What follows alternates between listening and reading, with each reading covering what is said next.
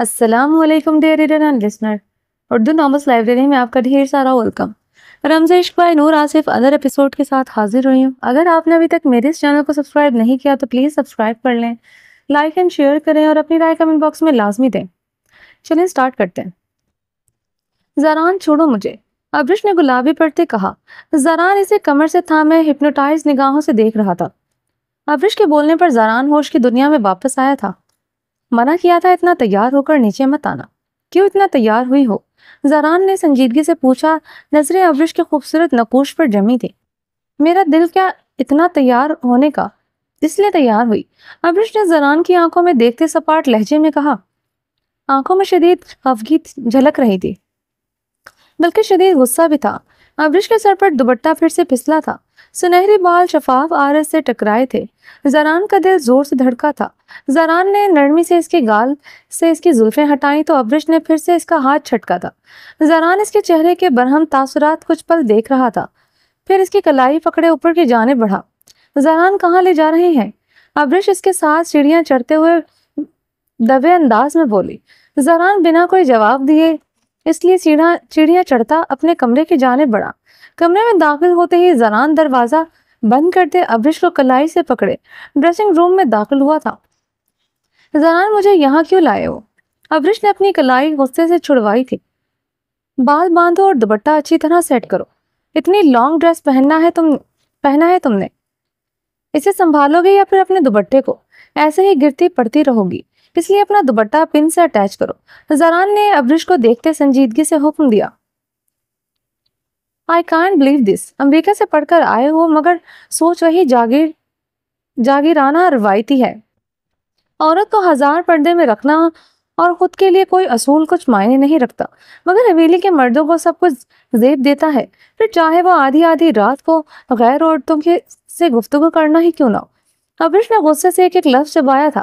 زاران اس کی فضول بے معنی باتوں پر اپنے لب بھینچ کر رہ گیا. اس کے چہرے پر پھیلی شدید سرخی کی حدت سے اسے حیران کر رہی تھی. اس نے ایسا کچھ نہیں کہا تھا جو ابرش تانبے کی مانند سرخ پڑ رہی تھی. آنکھوں سے شرارے پھوٹ رہے تھے. کیا کہنا چاہتی ہو؟ کھل کر کہو. زاران ابرش کے قریب ہوا تھا. ابرش پیچھے کو ہوتے الماری کے ساتھ جا لگی. مجھے نہیں پتا, یہ تمہیں خود پتا ہونا چاہیے کہ میں کیا کہہ رہی ہوں. ابرش نے ایک لفظ چبایا تھا. وہ گہرے سانس لیتے اسے گھور رہی تھی. مجھے واقعی میں نہیں پتا تم کیا کہہ رہی ہو. ابرش سیدھی طرح کہو جو بھی کہنا ہے, زاران نے تحمل سے پوچھا. تم آدھی رات کو کہاں تھے؟ ابرش نے شعلہ اگلتی آنکھوں سے زاران کو دیکھتے دانت پیسے تھے. میں آدھی رات کو لاؤنج میں تھا اور کہاں تھا. زاران نے ابرش کی بات پر اسے سوالیہ نگاہوں سے دیکھتے آئیبرو چکایا تھا. اسے ابھی تک سمجھ نہیں آیا تھا ابرش کیا کہہ رہی ہے اور اس کی آنکھوں سے چنگاریاں کیوں پھوٹ رہی ہیں. تم جہاں بھی ہو, جس کے ساتھ بھی ہو, مجھے کوئی فرق نہیں پڑتا, سمجھے تم؟ زاران نے انجان بننے پر ابرش کا تن من سلگا تھا. وہ اسے دونوں ہاتھوں سے پیچھے کو دھکیلتی ڈریسنگ روم سے باہر نکلی تھی.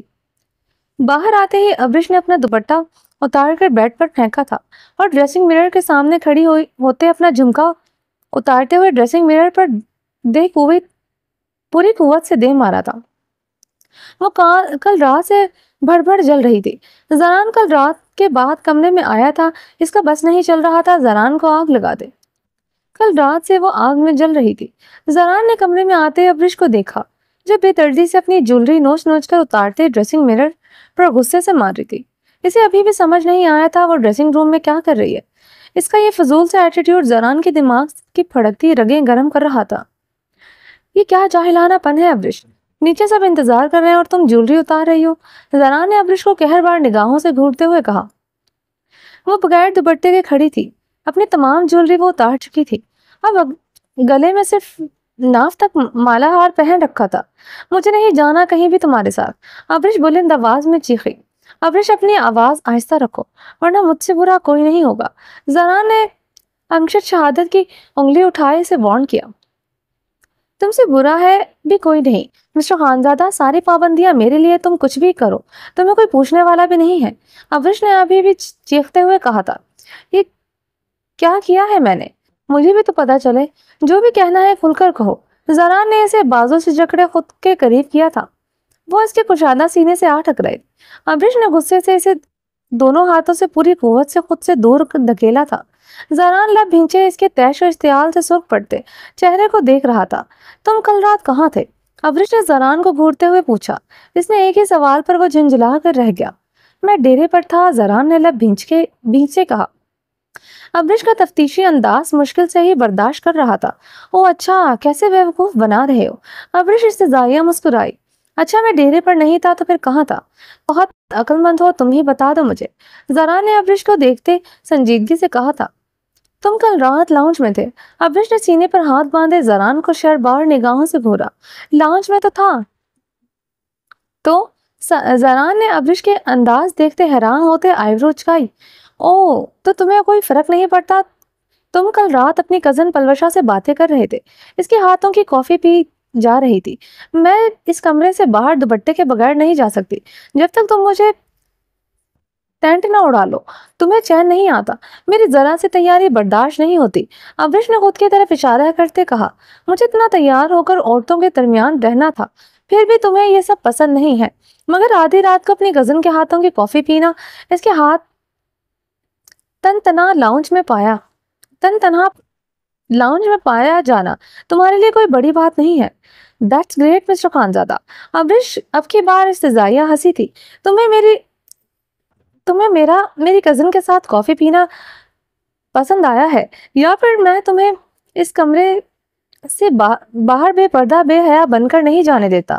زران نے اس کے جلن زدہ چہرے کو دیکھ کر محفوظ ہوتے استفہامیہ لہجے میں پوچھا۔ مجھے صرف یہ بات پسند نہیں یہاں پاکستان میں بلکہ دنیا کی ہر جگہ، جو چیز مرد کے لیے جائز ہے عورت کے لیے ناجائز کیوں ہوتی ہے؟ اگر ایسے میں کسی کے ساتھ آدھی رات کو کافی پیتی تو تم یقیناً مجھے گولی مار دیتے۔ ابرش نے تنزیہ کہا۔ اپنی بات کی تصحیح کر لو، ایک گولی نہیں بلکہ کئی گولیاں میں تمہارے سینے میں اتار دیتا۔ زران نے اسے کمر سے تھامے خود کے قریب کیا۔ تم پلوشا کے ساتھ رات کیا کر رہے تھے؟ ابرش نے بھیگے لہجے میں روحانسے ہوتے پوچھا۔ تمہیں کیا لگتا ہے میں کیا کر رہا تھا؟ زران نے نرمی سے اس کی گلابی لبوں پر انگوٹھا پھیرا۔ اس کا تفتیشی انداز برا لگا تھا، اس کا چیخنا چلانا غصے میں مبتلا کر گیا تھا، مگر اس کے چہرے پر شدید قسم کی جلن دیکھتا وہ نرم پڑ گیا تھا۔ یہ جلن، یہ تڑپ اس کی محبت ہی تو تھی۔ اس کا محبت کرنے کا ہر انداز گوارا تھا، پھر چاہے وہ اسے قتل ہی کیوں نہ کر ڈالے۔ تمہارا اس کے ساتھ افیئر چل رہا ہے نا؟ ابرش کی بات پر زران نے بھی یقینی سے اسے دیکھا۔ ابرش بولنے سے پہلے سوچ سمجھ لیا کرو، پلوشا میرے ماموں کی بیٹی ہے، زران نے اس بار سختی سے کہا۔ اس کی غلط فہمی دور کرنا لازم تھا۔ تم یہ بھی کہہ سکتے تھے کہ وہ تمہاری بہنوں جیسی ہے، مگر تم نے نہیں کہا۔ جانتی ہوں تم دوسری شادی کرنا چاہتے ہو، تمہاری مورے بھی یہی چاہتی ہیں۔ ابرش کی آواز شدت سے بھیگ اٹھی تھی۔ ابرش مورے ایسا چاہتی ہے، مگر میں ایسا نہیں چاہتا۔ زران نے اس کا تڑپنا محسوس کرتے نرمی سے کہا۔ جھوٹ، سب جھوٹ مسٹر خانزادہ، وہ جھوٹ۔ تم مجھے سزا دینا چاہتے ہو، ساری زندگی مجھے اپنی بیوی بنا کر رکھو گے اور دوسری شادی کر کے تم اپنی ضرورت پوری کرو گے، اپنی راتیں رنگین کرو گے اپنی دوسری بیوی کے ساتھ، اور مجھے اس حویلی میں قید کرو گے۔ تم خان ایسے ہی ہوتے ہو، سنگ دل اور ظالم، وحشی، ایجٹ گوار۔ امریکہ سے پڑھ لکھ کر آنے سے بھی کچھ نہیں بدلا۔ تمہاری اور اس حویلی کے مردوں کی مینٹالٹی ایک جاہل انسان سے بھی بدتر ہے۔ سکھ اور جاہل ہو تم سب مرد۔ اس حویلی کے تمام مرد تو گاؤں کے جاہل مردوں سے بھی زیادہ گوار ہے۔ اپنی زبان کو لگام دو، خبردار تم نے ایک لفظ بھی کہا۔ زران تیش و عالم میں دھاڑا تھا۔ ابرش کی چلتی زبان اس کی دھاڑ پر رکی تھی۔ اس نے گہرے سانس لیتے اپنے آنسو بے دردی سے صاف کیے تھے۔ تم مجھے یوں چیخ چلا کر خاموش نہیں کروا سکتے، تم سب جاہل ہو۔ ابرش اپنی بات پر قائم رہتے روحانسے ہوتے بولی۔ زران کا غصے سے سرخ پڑتا چہرہ دیکھ کر اس کی ٹون نیچے ہوئی تھی، مگر وہ ابھی تک اپنی ہٹ درمی پر قائم تھی۔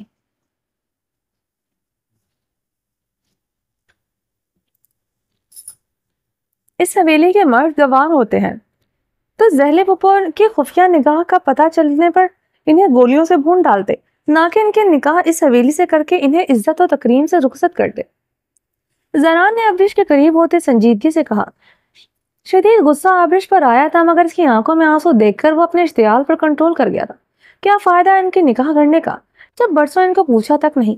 کس طرح کی زندگی گزاری ہے ہم نے امریکہ میں، تم کبھی نہیں سمجھ سکتے۔ ابرش کی آنکھوں سے آنسو ٹوٹ کر رخ پر برسے۔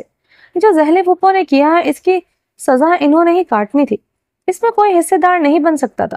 جب مان یقین ٹوٹتا ہے تو انسان ٹوٹ جاتا ہے۔ دلوں پر لگے زخم ایسے نہیں مدمل ہو جاتے۔ زران نے کہتے اپنی گھنی داڑھی پر ہاتھ پھیرتے ابرش کے سسکتے وجود کو ایک نظر دیکھا۔ اگر میں بھی اس اجڑ گوار ہوتا تو جو تم نے کیا تمہیں زندہ زمین میں گاڑ دیتا، تمہیں اپنی بیوی بنا کر یہاں نہ رکھتا۔ زران نے اگلی بات پر ابرش بن آپ مچھلی کی طرح تڑپی تھی۔ تم ہر بار میرے یوں بےعزتی نہیں کر سکتے، مجھے یوں باتیں سنا نہیں سکتے۔ مجرم میں نہیں تم بھی تھے، تمہیں اب بھی میرے گناہ یاد آتے ہیں۔ تم جو میرے ساتھ کر رہے ہو کیا اس کا کیا تم اجڑ گوار ہو؟ حویلی کا ہر مرد جنہوں نے میرا نکاح تم سے پتھر دل انسان سے کروایا، سمیع اللہ خان، درید خان، اربت خان، تم سب ظالم جابر گوار ہو۔ ابرش آگے بڑھتے زران کا گریبان تھامتے ہزیانے چیخی۔ زران ابرش کی بات پر اپنی مٹھیاں بھیج گیا تھا۔ وہ جتنی نرمی برت رہا تھا اتنا سر پر چڑھ رہی تھی۔ کیا کر رہا ہوں تمہارے ساتھ؟ تمہیں مارتا ہوں، تمہیں گھر والوں کے سامنے بے عزتی کرتا ہوں، یا پھر تمہارے ساتھ زبردستی کرتا ہوں۔ زران نے اپنے گریبان چٹکتے جھٹکے سے چھڑوایا تھا۔ تم نے مجھے ایک فرنیچر کی طرح یہاں پر رکھا ہوا ہے، جیسے نئے فرنیچر کو کمرے کی زینت بنا کر رکھا جاتا ہے۔ بس یہی مقام ہے میرا تمہاری زندگی میں۔ ابرش ہزیانی چیخی تھی۔ یہی مقام رہے گا تمہارا۔ زران نے اس کی چیخنے پر بری طرح مشتعل ہوا۔ میں زران خان زادہ ہوں جسے اپنے سامنے جھکانا آسان نہیں ہے۔ یہ جو تم بن سور کر مجھے زیر کرنا چاہتی ہو، بھول جاؤ میں تمہارے قریب آؤں گا۔ زران نے طنز پر ابرش کی خجالت سے سرخ پڑی۔ میں تمہارے لیے بنتی سورتی نہیں ہوں، سمجھے تم؟ تمہارا میری زندگی میں کوئی مقام نہیں ہے۔ اس کمرے میں ویسے بھی میں ہی رہوں گی جیسے میں رہتی ہوں۔ تمہیں پرابلم ہے، تم کمرے میں مت آیا کرو۔ اپنی مورے کی بات سنتے اپنی کزن پلوشا سے شادی کر لو، کیونکہ تم اپنی جاہل گوار کزن کو ہی ڈیزرو کرتے ہو۔ ابرش توہین و خجالت کے احساس سے بھڑ بھڑ جلتے بولی۔ کر لوں گا پلوشا سے بھی شادی، تم فکر نہ کرو، اور تم کمرے میں جیسے بھی حلیے میں رہو مجھے فرق نہیں پڑتا۔ تم کچھ بھی کر لو مجھے بہکا نہیں سکتے، یہ تمہیں اندازہ ہو گیا ہے۔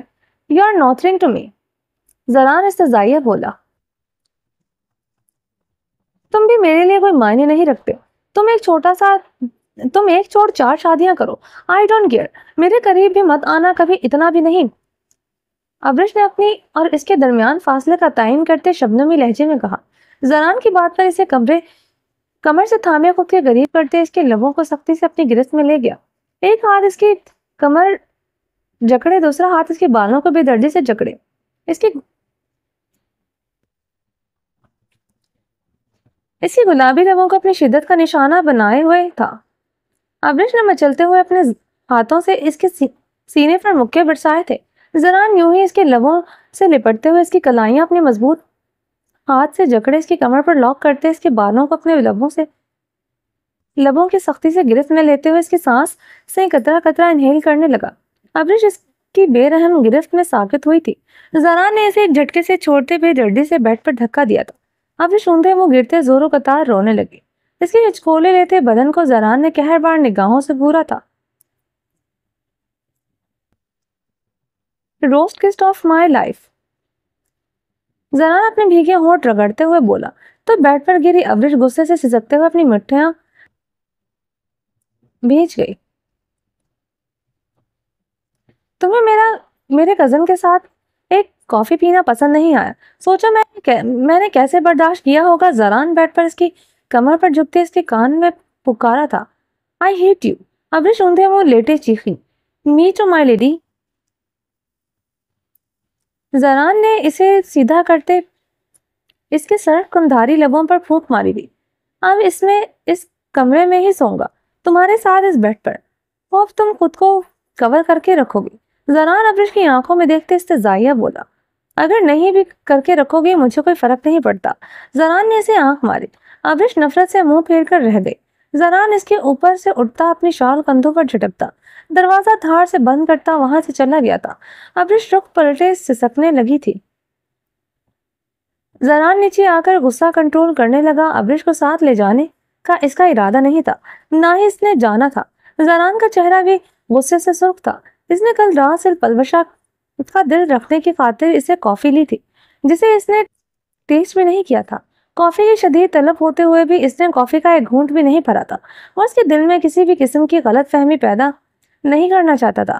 پلوشا کے ساتھ اس کی بچپن سے کافی بنتی تھی، ایک حد میں رہتے وہ گفتگو بھی کر لیتے تھے، مگر ابرش کے نکاح کے بعد اس نے اس سے بات بھی کرنا بند کر دی تھی۔ کل رات وہ اس کے سامنے والے صوفے پر انگلیاں چٹکاتے کافی دیر تک بیٹھی رہی، مگر اس کا سخت رویہ دیکھتے وہ بات کرنے کی ہمت نہیں کر سکی تھی۔ تھوڑی دیر بعد وہ ڈیرے پر چلا آیا۔ ابرش نہ صرف اس پر الزام لگا رہی تھی، ڈٹائی سے اسے اور حویلی کے مردوں کو گالیاں بھی دے رہی تھی۔ ابرش اتنی ضدی اور خود سر ہوگی اسے اندازہ نہ تھا۔ وہ کسی بھی صورت جھکنے کو تیار نہ تھی۔ وہ اپنے رویے کی معذرت کرتی اور الٹا ہر چیز کے لیے ہی الزام دے رہی تھی۔ آسان نہیں تھا اس کے لیے ابرش سے دور رہنا، ننگی تلوار پر چلنے سے مترادف تھا۔ اسفند یار خان کے سامنے جانا یا پھر برادری کے مردوں سے آنکھیں ملا کر بات کرنا بھی اس کے لیے آسان نہیں تھا۔ ابرش کا وہ جھوٹا اقرار محبت یاد آ جاتا تھا۔ وہ اظہار جھوٹا تھا، مگر یہ وہ سمجھتا تھا اس حویلی کے مرد اور برادری کے لوگ تو نہیں۔ ہو سکتا ہے اسفند یار خان بھی کچھ ایسا سمجھتا ہو کہ ابرش اسے پسند کرتی ہے۔ یہ باتیں سوچتے اس کے خون میں فشار بلند ہوتے تھے۔ اس کے قریب جانے سے ہی اس کے رگوں میں خون لاوے کی طرح ابلنے لگتا تھا۔ وہ چاہتی تو نرمی سے اپنی محبت سے اس رشتے کو آگے بڑھاتی، الٹا وہ اس کے مقابلے میں اتر آتی تھی۔ شاید ابرش کے قریب جانے سے ہی اس کی بھڑکتے خون کو راحت مل جائے۔ اگر ایسا نہ ہو تو ہر روز اپنا غصہ اس کے وجود پر اتارتا پھرے گا۔ اسی ایک بات کی وجہ سے وہ اس کے قریب نہیں جا پا رہا تھا۔ وہ اسے ہرٹ نہیں کرنا چاہتا تھا، مگر اسے سزا دینے کے لیے یا اپنی کوئی ضرورت پوری کرنے کے لیے اس پلوشا سے شادی کرنے کا بالکل ارادہ نہ تھا۔ ابرش اتنی شکی ہو گئی تھی، اسے اندازہ تھا کہ یا اس کی شدید محبت تھی یا سوچتے ہی زران تلخی سے مسکرایا۔ وہ اسے چھوڑ کر کسی اور سے نکاح کر رہی تھی۔ اگر وہ سچ میں اس سے محبت کرتی اسے چھوڑ بے شک دیتی، مگر کسی کی طرف کبھی نہ بڑھتی۔ زران خانزادہ کی آنکھیں سرخ ہوئی تھی۔ ہر بار کی طرح یہ سب سوچتے ہوئے وہ اذیتوں کی انتہا پر تھا۔ زران عابر کو دیکھتا اپنے اشتعال پر قابو پاتے اس کی طرف بڑھا۔ اپنے چہرے کے تاثرات پر قابو پایا تھا۔ عابر بلو کلر کے کامدار پٹھانی فراک میں ملبوس تھی، جس پر بڑا سا نیٹ کا دوپٹہ اوڑھ رکھا تھا۔ زران عابر کے ماتھے پر بینڈیج دیکھ کر پریشان ہوا تھا۔ یہ کیا ہوا ہے؟ زران کی اونچی آواز پر زنان خانے میں موجود تمام افراد ان کی طرف متوجہ ہوئے تھے۔ امینہ خانم پریشانی سے زران کی طرف بڑھی تھی۔ زنان خانے میں اس وقت کچھ عزیز و اقارب بھی بیٹھے تھے۔ عابر کے ماتھے پر چوٹ کے نشان سے زیادہ زران کے غصے سے پریشان ہوئی تھی۔ کچھ نہیں لالا، وہ مجھے کل چکر آ گیا تھا تو میں گر پڑی تھی، جس کی وجہ سے میرا ماتھا ڈریسنگ ٹیبل کے کارنر سے ٹکرایا گیا تھا۔ عابر نے زران کی آنکھوں میں دیکھتے مسکراتے ہوئے کہا، ایسے کیسے تمہیں چکر آ گیا عابر؟ زران نے اس کے ماتھے کی بینڈیج پر نرمی سے انگلیاں پھیرتے نرمی سے استغفار کیا۔ وہ کل فرشتے کی رخصتی پر مجھے کھانا کھانے کا ٹائم نہیں ملا تو اسی وقت رات چکر آ گیا تھا، عابر نے مضبوط لہجے میں کہا۔ خیال رکھا کرو عابر تم اپنا، زران نے پریشانی سے کہتے عابر کے بینڈیج لگے ماتھے پر نرمی سے اپنے لب رکھے تو عابر کی آنکھیں نم ہوئی تھی۔ چلے مورے، اسفند یار خان اسی اسنا میں زنان خانے میں داخل ہوتے بولا۔ اسفند کا لہجہ سخت تھا، شعلہ بار نگاہوں سے ارتکاز زران خانزادہ پر تھا، جو اس کی بیوی کو اپنے بازوں کے حلقے میں لیے ہوئے تھا۔ سخت ناپسند تھا اسے زران کا عابر کا بچوں کی طرح لاڈ اٹھانا۔ روزینہ خانم اسفند کو دیکھتے ہی بڑی سی چادر کو سنبھالتے اسفند کی طرف بڑھی۔ چلو ہم تیار ہے، روزینہ خانم نے اسی چادر سے اپنا چہرہ بھی اچھی طرح ڈھکتے ہوئے کہا۔ اسفند یار خان کی سرد نظریں عابر پر تھی، جو اسے دیکھتے بھی بڑی ڈٹائی سے زران کے بازوں کے حلقے میں کھڑی تھی۔ عابر چلو تمہیں الگ سے دعوت نامہ دینا پڑے گا۔ اسفند نے دانت پر دانت جماتے عابر کو خشمگین نگاہوں سے گھورا۔ تم جاؤ عابر، میرے ساتھ آ جائے گی۔ زران نے اسفند کے سرد سپاٹ چہرے کو دیکھتے سنجیدگی سے کہا۔ اسفند زران کی بات پر غصے سے لب بھینچ کر رہ گیا۔ عابر بیوی ہے میری، وہ میرے ساتھ ہی جائے گی، اس لیے یہ حق اپنی بیوی پر جتاؤ تو زیادہ اچھا ہوگا۔ میری بیوی سے دور رہا کرو۔ اسفند نے دانت پیستے ہوئے عابر کو بازوں سے جکڑتے زران کے حصار سے اپنی طرف کھینچا تھا۔ عابر نے گہرا سانس بھرتے اسفند اور زران کے چہروں کو دیکھا، جس وقت برہمی لیے ہوئے تھے۔ دونوں ہی ایک دوسرے کو سرد نگاہوں سے گھور رہے تھے۔ زران اسفند یار کے تپے ہوئے چہرے کو دیکھتے خاموش ہو گیا تھا۔ چادر اوڑھو، اسفند یار خان نے عابر کو خشمگین نگاہوں سے گھورتے حکم دیا۔ لمبے لمبے ڈاک بھرتا چلا گیا۔ عابر نے اپنے گندھوں پر پڑی شال اپنے سر پر اوڑھتے اپنا چہرہ چھپاتے اسفند یار خان کی تکلیف میں اسی طرف بڑھی۔ درخشاں زران نے بلند آواز میں درخشاں کو پکارا۔ وہ بھاگتی ہوئے آئی۔ جی لالا۔ وہ زرق برق لباس میں ملبوس تیار تھی۔ درخشاں تم ابرش کے پاس رکو گی۔ زران کے حکم پر درخشاں کا رنگ پھیکا پڑا تھا۔ وہ فرشتے کے ولیمے پر جانے کے لیے تیار ہوئی تھی۔ فرشتے اس کی پکی سہیلی تھی۔ زران نے درخشاں کا پھیکا سا چہرہ محسوس کر لیا تھا جسے وہ اگنور کر گیا تھا۔ ابرش کے پاس کسی کا ہونا ضروری تھا۔ حویلی میں اور بھی ملازمیں تھی مگر درخشاں کے علاوہ اسے کسی پر بھروسہ نہ تھا۔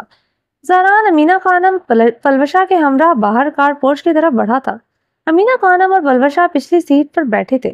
زران نے ڈرائیونگ سیٹ پر بیٹھتے گاڑی سٹارٹ کی۔ آگے پیچھے گارڈز کی گاڑیاں بھی آگے بڑھی تھی۔ السلام علیکم مورے۔ زرمش رقیہ خانم کو دیکھتے ہی ان کی طرف بڑھی۔ رقیہ خانم نے زرمش کو دیکھتے ہی بے رخی سے منہ پھیر لیا۔ مورے ایسے بھی کیا غلطی ہو گئی مجھ سے کہ میرے بغیر ہی آپ لوگ میری بھابھی بھی لے آئے؟ زرمش بھرائی ہوئی آواز میں بولی۔ ہم نے آج بھی تم کو نہیں بلایا، تم کیوں آیا ہے یہاں پر؟ رقیہ خانم سپاٹ لہجے میں بولی۔ مورے آپ اتنی سخت کیوں ہیں؟ جب سے میری رخصتی ہوئی ہے آپ سب کو دیکھنے کو ترس گئی۔ بابا اور آپ نے میرا یہاں داخلہ بند کر دیا ہے۔ کل میرے لالا کی بارات تھی، آپ لوگ میرے بغیر چلے گئے۔ میں نے کتنا انتظار کیا، آپ اور بابا نے مجھے ایک فون تک نہیں کیا مگر کسی نے نہیں کیا۔ حیدر لالا بھی مجھے ایک کال نہیں کی۔ زرمش اشکیوں کے درمیان بولی۔ حیدر کو ہم نے منع کیا تھا تمہیں فون نہ کرے جب ہم نے تمہیں کیا۔ رقیہ خانم نے گرجدار آواز میں کہا۔ خالہ آہستہ بولے، گھر مہمانوں سے بھرا پڑا ہے۔ اوز گل نے رقیہ خانم کے بازو پر آہستگی سے ہاتھ رکھتے نرمی سے انہیں سمجھایا۔ وہ لوگ اس وقت حویلی کی ایک طرف سٹائلش سے سٹنگ ایریا میں موجود تھے۔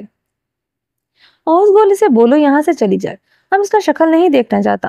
اس نے ہمارا منع کرنے کے باوجود اس نے ساحر خان کے ساتھ رخصتی کروایا۔ اس ساحر جس نے پورا برادری کے سامنے اسے رخصت کروانے سے منع کیا تھا، اسی برادری کے سامنے اس نے ہمارا اپنے بھائی بابا کے خلاف جا کر یہ رخصتی کروائے۔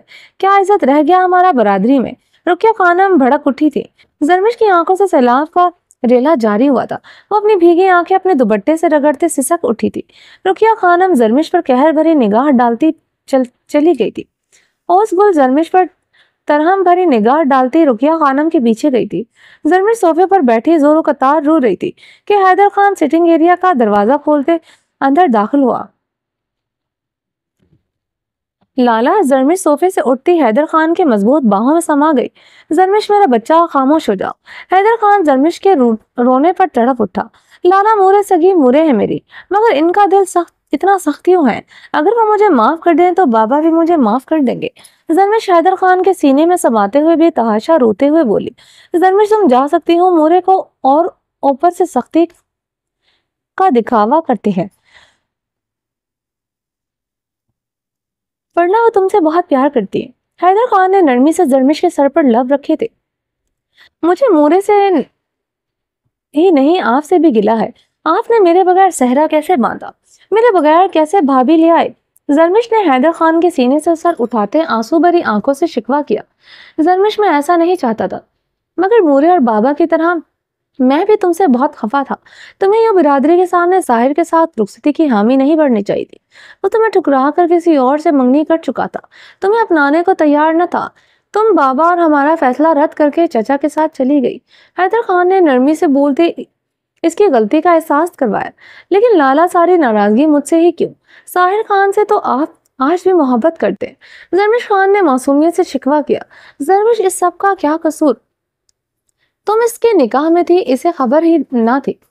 اس کو جب پتا چلا کہ تم اس کے نکاح میں ہو تب اس کا دل کسی اور کا غلام ہو چکا تھا۔ اس نے وہی کیا جو اس کے دل نے کہا۔ لیکن اس سب کے لیے میں اس سے بہت لڑا تھا، مگر جب بھی مجھے پتا چلا وہ لڑکی اس کی زندگی میں نہیں رہی، میں اسے اتنے درد میں نہیں دیکھ سکتا تھا۔ چھوٹے بھائی کی طرح ہے وہ میرے لیے۔ تم جانتی ہو اس نے آج تک میرے علاوہ کسی کو دوست نہیں بنایا۔ اب تم ہی بتاؤ کیسے اس کے بغیر شادی کرتا؟ حیدر نے نرمی سے استغفار کیا۔ پھر تمہاری خاطر بھی اس کو معاف کر دیا۔ اگر ساحر نے یہ رنج شدت اختیار کرتی تو وہ تمہارے لیے نقصان دہ ہوتی۔ اب وہ میرے منہ کی خاطر تمہارا خیال رکھے گا، حیدر خان نے سنجیدگی سے کہا تو زرمش نے اپنے آنسو گرتے استبات میں سے ہلائے۔ مجھے بھابھی سے نہیں ملائیں گے۔ زرمش نے آنسو صاف کرتے ہوئے اپنے کمرے میں ہے، تم جا کر مل لو۔ میں بردانے میں جا رہا ہوں، مجھے اوس گل نے فون پر بتایا تھا تم آئی ہوئی ہو. مورے نے تمہیں بہت ڈانٹا ہے اس لیے میں یہاں چلا آیا. زنان خانے میں بہت سی عورتیں تھیں, اب میرا اندر جانا مناسب نہیں ہے. حیدر نے پیار سے زرمش کے سر پر ہاتھ رکھا تھا اور وہاں سے چلا گیا. فرشتے ٹی پنک کلر کی لانگ سٹائلش میکسی میں ملبوس غضب ڈھا رہی تھی. ٹوٹ کر روپ آیا تھا اس پر جو دیکھتا مہوت ہو جاتا. زنان خانے میں موجود صوفے پر نظریں جھکائے گھبرائی سی بیٹھی تھی. جو بھی فرشتے کو دیکھتا رقیہ خانم سے فرشتے کی خوبصورتی اور معصومیت کی تعریف ضرور کرتا. فرشتے کا معصوم تر چہرہ کوسو قضا کے رنگ بکھیر رہا تھا جس میں حیدر کی محبت کے رنگ صاف نظر آ رہے تھے. امینہ خانم فرشتے کی وارثت کی جا رہی تھی. اسے خوش دیکھ کر وہ بہت پرسکون تھی, مگر رقیہ خانم کا سنجیدہ چہرہ ان کے دل ہلائے جا رہا تھا. فرشتے رقیہ خانم کی وجہ سے ہی گھبرائی ہوئی تھی. رقیہ خانم کا گھر میں بہت روب دبدبا تھا, یہ فرشتے نے محسوس کر لیا تھا. فرشتے کا دمکتا روب دیکھ کر رقیہ خانم مزید فرشتے سے سنجیدگی برت رہی تھی. یقیناً ان کا بیٹا ایک ہی رات میں فرشتے کا مزید اسیر ہو گیا تھا. یہ ان سے برداشت نہیں ہو رہا تھا. فرشتے کا روپ ایسا تھا جیسے اس کی پہلی شادی کی صبح ہو. وہ اتنی معصوم, اتنی نکھری لگ رہی تھی. رقیہ خانم کو صرف فرشتے کا بانج روپ دکھائی دے رہا تھا. نہ چاہتے ہوئے بھی ان کا رویہ فرشتے کے ساتھ سب کے سامنے بھی خشک اور کھردرا تھا. جب مہمان خواتین صاف محسوس کر رہی تھی, امینہ خانم نے گہرے سانس بھر کر رہ گئی. اپنے فرشتے پر پیسے وار کر اس کے ماتھے پر اپنے لب رکھ کر اسے ڈھیروں دعائیں دی تھی. امینہ خانم کی آنکھوں میں ڈھیروں آنسو تھے. پہلی مرتبہ فرشتے کے چہرے پر خوشی کے رنگ دیکھے تھے. وہ دل میں ڈھیروں دعائیں مانگ رہی تھی اور کافی دیر سے ایک صوفے پر بیٹھی سب مہمان خواتین کو دیکھ رہی تھی.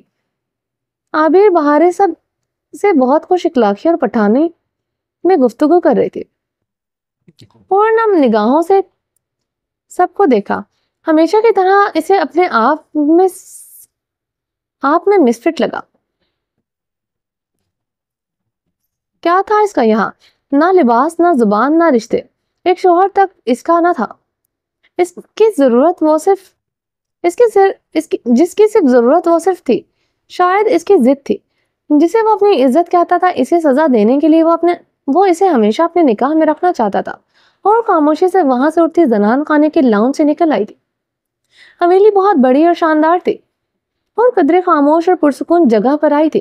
یہ زنان خانے والا حصہ اوپن ایریا تھا جہاں بڑی سی ریکنگ لگی ہوئی تھی جس کے نیچے ایک ڈھلوان تھی جہاں سے بہتا دریا صاف نظر آ رہا تھا. سرسبز پہاڑ, بہتا دریا, ہڈیوں کو چیرتی یک ٹھنڈی ہوا. انہوں نے اپنی گرم پشمانہ شال اچھی طرح خود پر لپیٹی. ہمیشہ سے اسے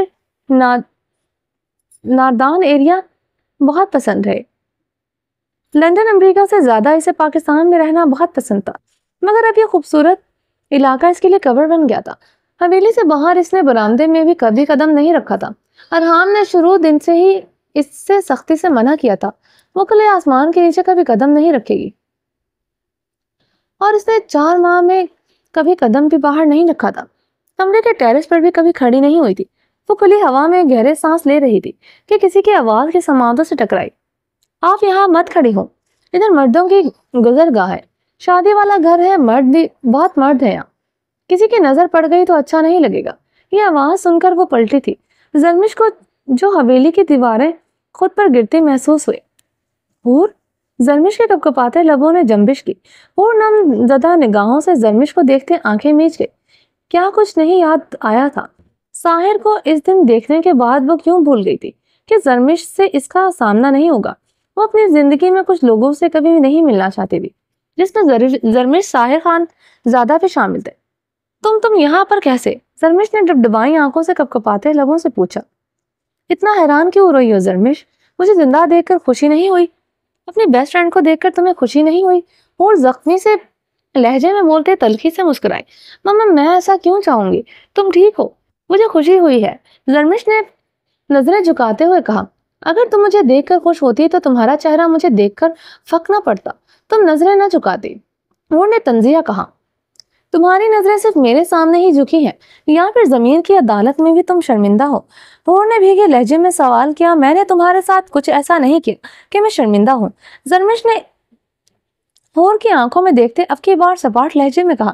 مجھے اس رات تمہاری مدد کی ضرورت تھی زرمش.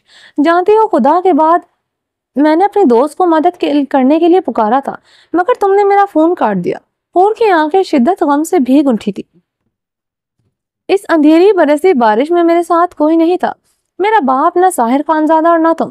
یہ 3 رشتے ہی تو تھے میرے پاس، مگر سب نے میرا ساتھ چھوڑ دیا۔ تم نے ایسا کیوں کیا زرمش؟ حویلی حور نے بھیگے لہجے میں سوال کیا۔ ماما، میرے فون کی بیٹری آف ہو گئی تھی، زرمش کو کپاتے لبوں سے بولتے نظریں چکا گئی تھی۔ حور کی درد بھری آنکھوں میں دیکھنا بہت مشکل تھا۔ پتا ہے میں تمہیں فون کرنے کے بعد کتنی دیر ایک شٹر کے نیچے کھڑی تمہاری مدد کا انتظار کرتی رہی، مگر تم نے نہ کرنی تھی اور نہ تمہاری مدد آئی۔ حور کی آواز شدت غم سے پھٹ پڑی۔ کتنی راتیں، کتنے دن مجھے یاد بھی نہیں زرمش، میں نے کیسے گزارے۔ میرے اندر زندہ رہنے کی خواہش ختم ہو گئی تھی، صرف اپنی عزت بچانے کے لیے میں در بدر ہوتی رہی۔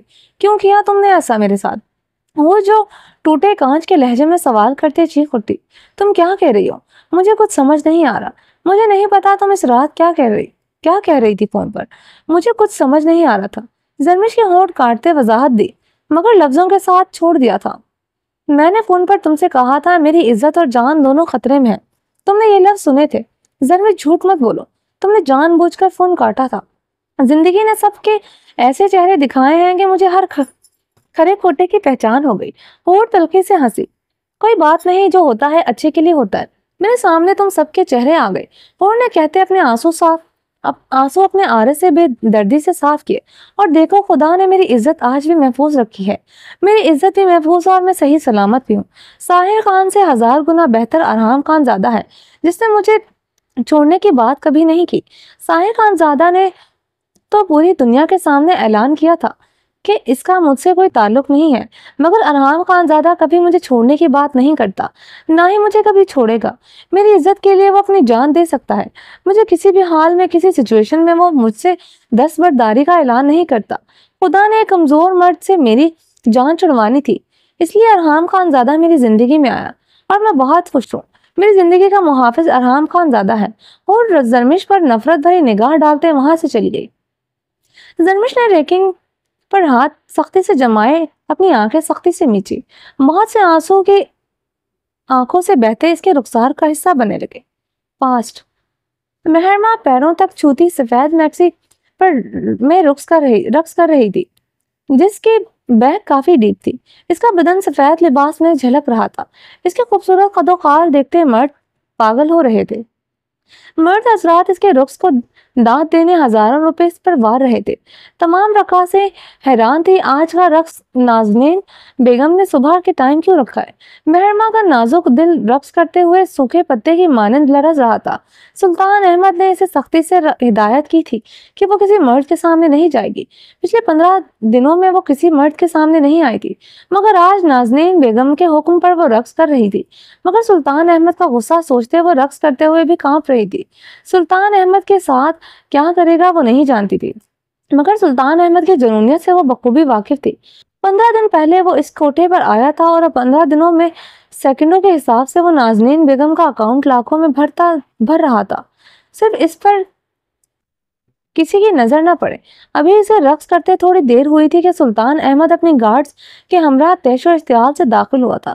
مہرما رقص کرتے رک گئی تھی، اب فخر رنگت سے گہرے سانس لیتے سلطان احمد کو دیکھ رہی تھی، جس کا چہرہ غصے سے سرخ تھا، مٹھیاں بھیچی ہوئی تھی۔ سلطان نے احمد کے آگے بڑھتے مہرما کے چہرے پر زناٹے دار تھپڑ جڑ دیا۔ مہرما اونگے منہ فرش پر جا گری۔ مہرما کی بیکلس دیکھ کر سلطان احمد شاہ کے خون میں شرارے پھوٹے تھے۔ سلطان احمد نے ایک نظر حال میں موجود مردوں پر ڈالی، جو اپنی جگہ سے کھڑے ہو کر حیرانگی سے سب دیکھ رہے تھے۔ یہاں سے سب نکل جاؤ، اس سے پہلے سلطان احمد تم سب کو اپنی گولیوں سے بھون ڈالے۔ سلطان احمد تیش و اشتعال سے دھاڑا تو سب وہاں سے خاموشی سے نکل گئے۔ پورا ہال سلطان احمد کے گارڈ سے بھرا پڑا تھا، وہ اپنی بندوقیں تانے کھڑے تھے۔ نازنین بیگم بھی اب ڈر گئی تھی۔ اس نے یہ رخ صبح کے ٹائم رکھا تھا کہ سلطان احمد کو خبر نہیں ہوگی، مگر وہ بھول گئی تھی کہ سلطان احمد شاہ پل پل کی خبر رکھتا تھا مہرما پر۔ اب اس کو کوٹے میں اس کے لیے بندے تعینات تھے۔ شاہ صاحب میری بات سنیں، میں آپ کو سب سمجھاتی ہوں۔ نازنین بیگم کی طرف بڑھتے اس کا غصہ ٹھنڈا کرنے کی کوشش کرنے لگی۔ سلطان احمد نے نازنین بیگم کے منہ پر اپنا بھاری ہاتھ کا تھپڑ جڑ دیا تھا۔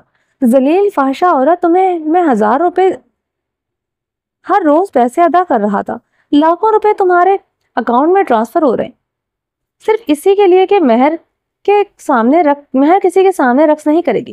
ہمت کیسے ہوئی میری مہرماں کو کسی کے سامنے یوں پیش کرنے کی؟ سلطان احمد غرایا۔ تم نے مجھ پر ہاتھ اٹھا کر ٹھیک نہیں کیا سلطان احمد، میں گئی گزری نہیں ہوں جو تم جیسے کتنے ہی مرد میرے تلوے چاٹتے ہیں، تمہیں اس کا حساب چکانا پڑے گا۔ نازنین بیگم اپنے گال پر ہاتھ رکھتے گرائی۔ وہ تلوے چاٹتے ہوں گے مگر سلطان احمد کسی کے تلوے نہیں چاٹتا، الٹا اپنے پیروں کی دھول چٹانے پر مجبور کرتا ہے تم جیسے حرافہ کو۔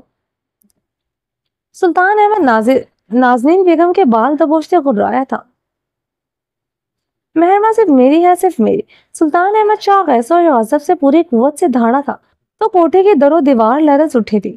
مہرماں سلطان احمد کی دھاڑ سن کر کانپتے ہوئے دیوار کا سہارا لیا تھا۔ وہ بمشکل اپنے قدموں پر کھڑی تھی۔ سلطان احمد کے تھپڑ سے نازک گال نیلا ہو چکا تھا، ہونٹ کے کنارے سے خون نکل رہا تھا۔ سلطان احمد نے ایک نظر مہرماں کو دیکھا تھا، اپنی چادر کر مہرماں کے بدن پر اڑائی۔ نازنین بیگم گراتے ہوئے مہرماں کی طرف بڑھی تھی۔ سلطان احمد نے مہرماں کو اپنی بازوؤں کے حصار میں لیا۔ خبردار، تمہارے ناپاک ہاتھوں نے میری مہرماں کو چھوا بھی تو کاٹ کے رکھ دوں گا، سلطان احمد بلند آواز میں چیخا تھا۔ شہنشاہ نازنین بیگم نے چیختے ہوئے اپنے گارڈز کو پکارا۔ تمہارا وہ شہنشاہ نیچے ٹانگوں سے محروم در سے زمین پر پڑا کر رہا ہے اور تمہارے ساتھ سارے کتے بھی ایسے ہی پڑے ہیں زمین پر ساکت۔ سلطان احمد نازنین بیگم کے میک اپ سے لتڑے کراہیت زدہ لہجے کو دیکھتے تمسکرانہ ہنسا۔ اپنی جیب سے چیک بک نکالتے سلطان احمد نے 50 کروڑ کا چیک سائن کرتے نازنین بیگم کے منہ پر مارا۔ یہ تمہاری اوقات سے بڑھ کر تمہیں دے رہا ہوں، یہ میری مہرماں کی قیمت نہیں، کیونکہ میری مہرماں کی کوئی قیمت بھی نہیں ہو سکتی، یہ اس کا صدقہ ہے جو تمہیں دے کر جا رہا ہوں۔ اگر میری مہرماں کے قریب بھی کسی کی کبھی بھی نظر آئی تو زندہ زمین میں گاڑ دوں گا۔ سلطان احمد اسے نازنین بیگم کو زمین پر دھکا دیتا ہوا بولا۔ سلطان احمد مہرماں کا ہاتھ پکڑے اسے وہاں سے لے آیا تھا۔ مہرماں ریڈ دلہن کے لباس میں سلطان احمد کے کمرے میں اس کے بیڈ پر بیٹھی تھی، پورا بدن لرز رہا تھا۔ اس نے کبھی سوچا نہیں تھا وہ کسی کی کبھی بیوی بھی بنے گی، مگر سلطان احمد نے اپنا وعدہ پورا کر دکھایا تھا۔ کوٹھے پر آئے ہوئے بہت سے مردوں نے اسے وعدے کیے تھے مگر کوئی اپنا وعدہ پورا نہ کر سکا تھا۔ نازنین بیگم نے کسی کو کبھی اس کی طرف بڑھنے ہی نہیں دیا تھا۔ کتنے ہی مردوں نے اپنی دلہن بنانے کے لیے نازنین بیگم کو کروڑوں کی قیمت ادا کرنے کی کوشش کی، مگر نازنین بیگم نے تمام آفر مسترد کر دی، کیونکہ وہ ایک دفعہ اس کی قیمت وصول نہیں کرنا چاہتی تھی، وہ ساری عمر اس کی خوبصورتی کا خراج کروڑوں میں روپے سے وصول کرنا چاہتی تھی۔ چلیں جی، باقی کا نیکسٹ ایپیسوڈ میں کنٹینیو کریں گے۔ اگر آپ نے ابھی تک میرے اس چینل کو سبسکرائب نہیں کیا تو پلیز سبسکرائب کر لیں، لائک اینڈ شیئر کریں اور اپنی رائے کمنٹ باکس میں لازمی دیں۔ چلیں جی، اپنا ڈھیر سارا خیال رکھیے گا۔ اللہ حافظ۔